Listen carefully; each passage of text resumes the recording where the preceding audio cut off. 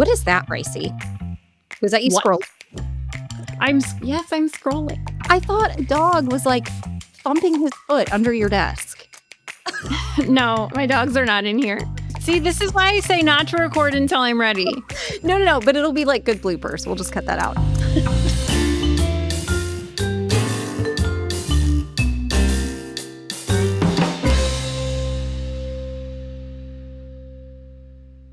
Hi, everyone. Welcome to Golden Hour. As you'll see by the sun setting behind me, I think we've decided, Brycey, collectively that we no longer want to record at 4 p.m. Central Time. For many reasons. Yes, exactly. At least when winter is happening. But rather, you're actually here for the fourth episode of Absence Minded. We're so excited to have you. This probably won't be published for a couple weeks, but we're right in between the holidays. So, Bryce, I'm going to ask you, what was your favorite thing that you had on Thanksgiving this year? Oh my gosh, my twin sister, who always comes with cranberry relish, and I'm not like a huge fan. This year, I talked her into making cranberry fluff instead. So, the whipped cream, the cream cheese, the marshmallow situation. And it was so good. It was by far my favorite dish. That's so fun. I love that. I think like the candied cranberries are a super popular thing right now. I'm seeing them all over TikTok. That's on my to-do list to do before Christmas. I tried the ones that you put the powdered sugar on, you soak in like some sort of liquid, alcoholic or non. And they did not turn out for me, but they were not a I winner. wish you all the best. Well, as much as we'd like to sit here and talk to you a little bit more about the food that we were eating over the holidays, we do have a more fun yet serious topic to get to. And Brycey, I'm going to let you set the stage a little bit on this one, because you and I debated about this one. And it was actually really fun because as we were debating, we both said, this is going to be our next podcast episode. And it was a tricky one. So why don't you tell us a little bit about how this came up? Yeah. And I'll just start by saying the reason we feel delicately about this is that we're going to be talking about paid parental leave practices, and particularly unintended discrimination in paid parental leave practices and policies. And I just want to say that y'all seem to feel very strongly about the structure of your paid parental leaves. And bravo for any organization that has voluntarily created one of these. We did just want to take the opportunity today to tell you some of the things that we've run across that Christine and I have talked a lot about. Like, is this potentially problematic, especially in light of the guidance that we got from the EEOC in, I believe, 2024. And so we're kind of up to and including, I was recently working with a client who had a way of setting this up specifically in an attempt to adjust their policy to be compliant in light of the EEOC's guidance. And when I saw it, I was like, I have not seen this before. I'm not sure. And so Christine and I batted it around, and it just made us think like there's so many things that we've seen that we kind of want to bring forth and talk to you guys about today. Yeah. And I think Bryce and I were talking a little bit about this too, and I've talked to other people about the team as well. Just when it comes to policies in general, I was reflecting that when I started in this position about 6 years ago, policy review was not one of our regularly occurring initiatives with our clients. It was sort of periodic. There were just a handful here and there. Policy review takes up a significant portion of our work right now. And a lot of it is the expansion of paid family and medical leave programs. Employers also realizing, hey, I need to get on board and be a little bit more generous and in alignment with other organizations who are offering like a paid parental leave benefit, a paid caregiver leave benefit, and enter where the complexity and some of the disproportionate impact may happen. So it's a fun one. So we thought what we would do is cover like a few of the things that we've seen out there. So we have 4 different paid parental leave approaches that we want to discuss with you, things that we've seen out there, some of which could potentially be problematic. And I'm going to start with one that we know is potentially problematic, and one of the most common structures that we see in organizations paid parental leave, and we've given recommendations around this approach to many of our clients, and candidly, not all of them have taken us up on adjustments here. So it's an internal risk analysis every time, working with counsel to decide, do we believe this poses enough risk that warrants a change? And so the first setup that I can take you through is where you have a paid parental leave that provides an equal duration between all new parents. I'm going to use the term mother and father because that's really where the impact is felt here. Where maybe, let's say, everybody gets 12 weeks of paid parental leave. But for new mothers who have just given birth, you're going to start applying that paid parental leave as of the baby's date of birth. And you're going to offset that paid parental leave benefit with what mom should be collecting through short-term disability. So essentially what happens is, for that first 6 to 8 weeks of what is really disability recovery, mom is receiving a partial benefit. The new mother who just gave birth is receiving a partial benefit under the paid parental leave plan for that 6 to 8 weeks. And then the remaining of that 12-week duration is paid at that full, let's say 100%, if that's the level of income replacement that you're providing, which inherently it provides a disparate impact to new mothers who have just given birth to a child, whereas a new father could get 12 straight line weeks of 100% pay through your paid parental leave program. Mom's pay is getting cut because it's running commensurate with short-term disability. And so that practice, it could be considered discriminatory to your new mothers who have just given birth. And we run into this one a lot. And it's from the best place. It's from the intent to make mom whole after she gives birth to the child, which is when a lot of other parents would choose to access paid parental leave benefits immediately following the birth of a child. So to adjust this and make it 100% compliant, what that really means is mom wouldn't be able to access the benefits of her bonding leave until after her 6 to 8 week postpartum recovery period. And most short-term disability plans don't provide income replacement at 100%. So naturally, we as employers who are trying to do the best thing possible for our employees have gravitated towards this. Let's just make sure they're covered at 100% through a combination of the paid parental leave and our short-term disability plan. But it is the EEOC has weighed in on this practice specifically with recommendations that we truly distinguish between medical recovery and keep that separate from any benefits that apply to bonding with a new child, and that the bonding benefits be equal between all parents. And this is the area where this number one scenario is where we have the clearest black and white guidance from the EEOC, if you will, that, again, pregnancy disability, just like Brycey said, pregnancy disability and bonding need to be two separate and distinct benefits. And any of my clients who might be listening to this, which I'm assuming is every single one of you. Everyone in the universe is surely tuning in. Naturally. I've had some passionate conversations with some of my clients about this topic. And I've always sort of posed the question of, hey, if dad broke his ankle while he was off of work for bonding with the baby, would you run the paid parental leave benefit at the same time he was receiving short-term disability for that broken ankle? And I usually have clients tell me no.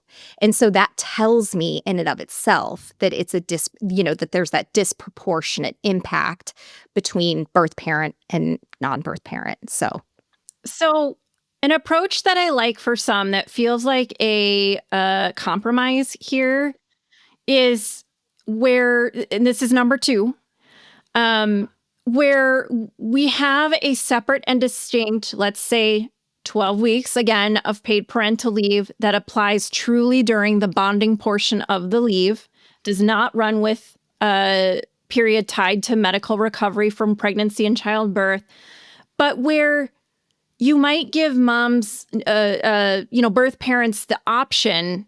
I'm so sorry, I'm trying to be PC and I'm totally failing. Birth parents the option of applying some of that parental leave to their pregnancy recovery period if it's truly important to them that they stay at 100% for as long as possible. But that doesn't mean, like, if your short-term disability plan provides 50% income replacement and your birth parent decides, yes, I would like to apply my paid parental leave at the same time, that one day equates to half a day of STD pay if it's, 50% STD pay, and then 50% of the parental leave, which would still mean that in the end, the birth parent gets essentially the same entitlement amount. If you're measuring it in hours or days or whatever it is, it would essentially represent a half day of use if it's being supplemented by that 50% STD payment.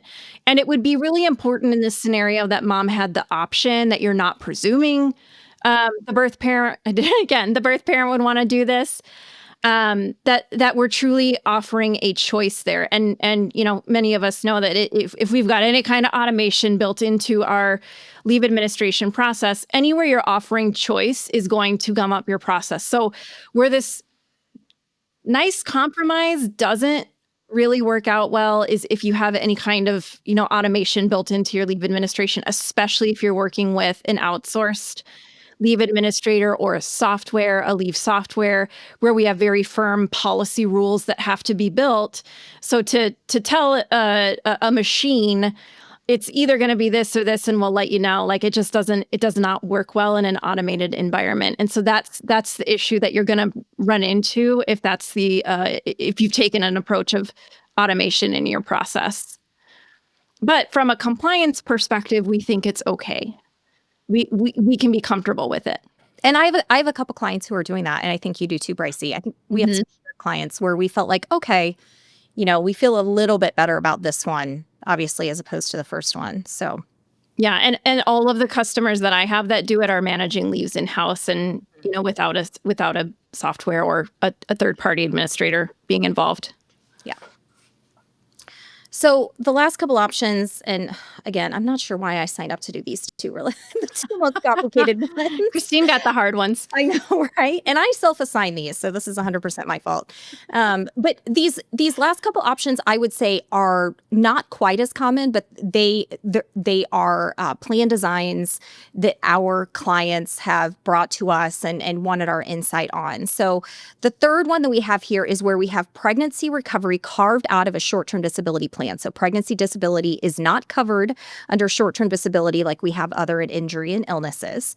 And it's instead included as a bucket in paid parental leave. So this looks like, paid parental leave is saying our new moms or birth parents will get 6 weeks of paid parental leave at 100% for the purposes of recovery from delivery, followed by 6 weeks of bonding. And then we have all other parents, so non-birth parent, our dads, are going to get 6 weeks to bond with the newborn. And then our STD plan, just like I said initially, is going to cover anything else other than the pregnancy disability related conditions. So we're, and we would, these are intentional conversations that I recommend you have with your carrier partners, your brokers, i.e. us, as well as being aware of the state in which you're operating in. So it's our understanding that some states do allow for carve out of pregnancy from a short-term disability plan, but that's only going to be if equal or greater benefits are provided through an employer program. So keep that in mind. If you want to pull out pregnancy disability from your short-term disability plan design, you want to pull out pregnancy disability from your short-term disability plan design, you need to make sure that you're offering an equal or greater benefit via an employer program.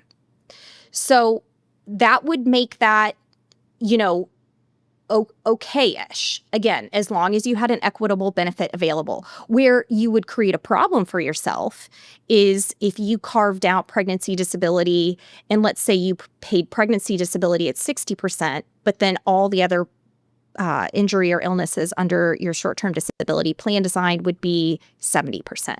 That would be the problem with it. If a carve-out exists, we don't necessarily recommend replacing it with a paid parental leave benefit, because this benefit it's not paid parental leave, it's bonding. If it's recovery from childbirth, then call it that. Call it some sort of like pregnancy recovery company benefit that is going to be available to your employees.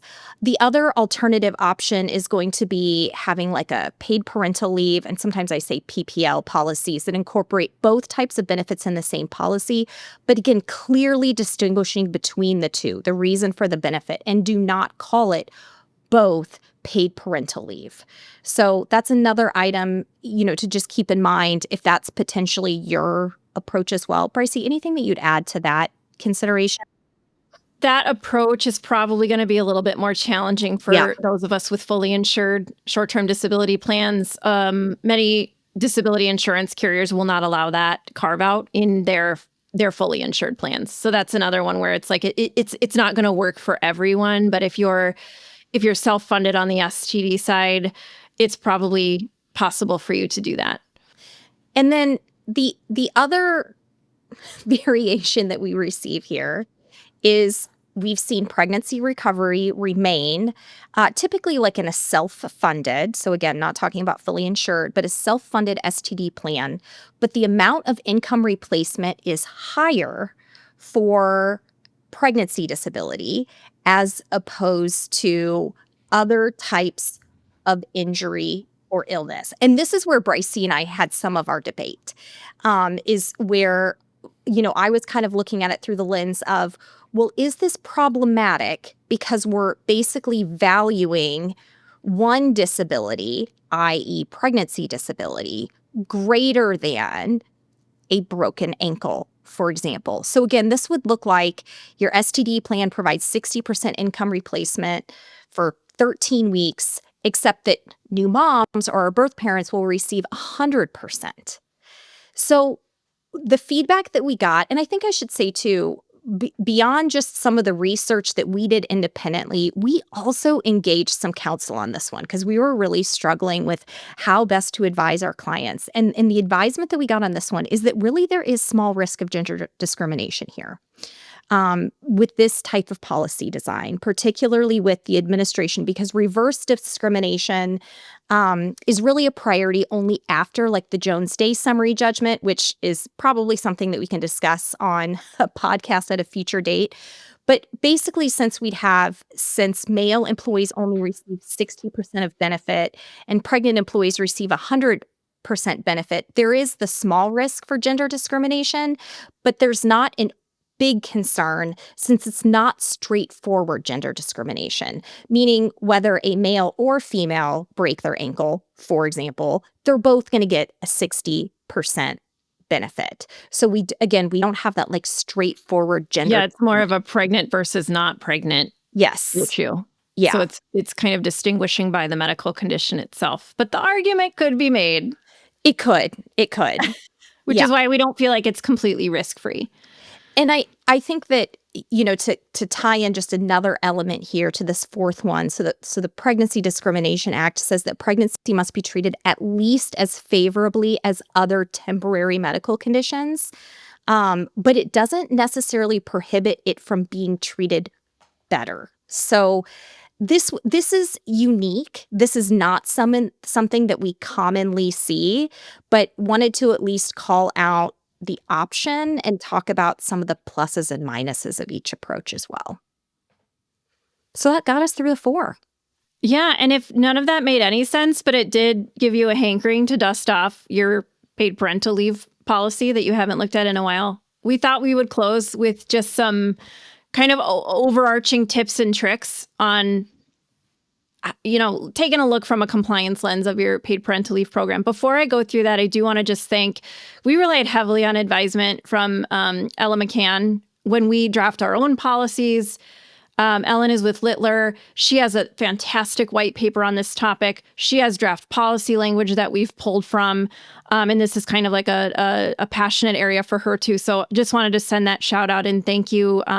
We did work with Ellen even when we were preparing for this. And some conversations that we've had very recently with our customers. So just appreciate the support there. But just want to leave you with a few tips and tricks and kind of a recap of what is this EEOC guidance around parental leave benefits. So really, employers need to be distinguishing between a leave necessary for medical recovery from pregnancy or childbirth, which could legitimately apply only to the birth mother, and B, leave for bonding or care of a new child. So for the latter, that bonding leave, men and women and birth and non-birth parents who are similarly situated need to be treated equally. We should be using gender-neutral language in our policies. So we want to be avoiding terms like maternity versus paternity leave or mother versus father, unless the difference is strictly for medical recovery, which again, we feel is permitted.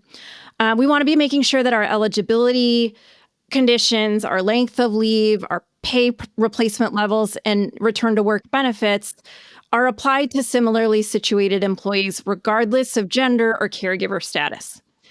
And if you offer extra time for the birth mother for medical recovery, which is permissible, just make sure that the child bonding portion of the leave is equal for all parents and that you're really calling out the difference between that medical recovery portion and the bonding portion. Well, this is a real light one for us to be recording the Monday after Thanksgiving, as when we did today. But we really appreciate you tuning in. We wish you all happy holidays, and you'll have another new podcast from us soon. Thanks, everyone. The information provided in this podcast is for general information and education purposes only. It's not intended to be and should not be construed as legal, financial, or human resources advice. While we strive to provide accurate and up-to-date information, laws and policies regarding leave management vary by jurisdiction and may change over time. Listeners should consult with a qualified attorney, HR professional, or relevant expert for advice specific to their situation. The views and opinions expressed by the hosts and guests are their own and do not necessarily reflect those of their employers or any affiliated organizations.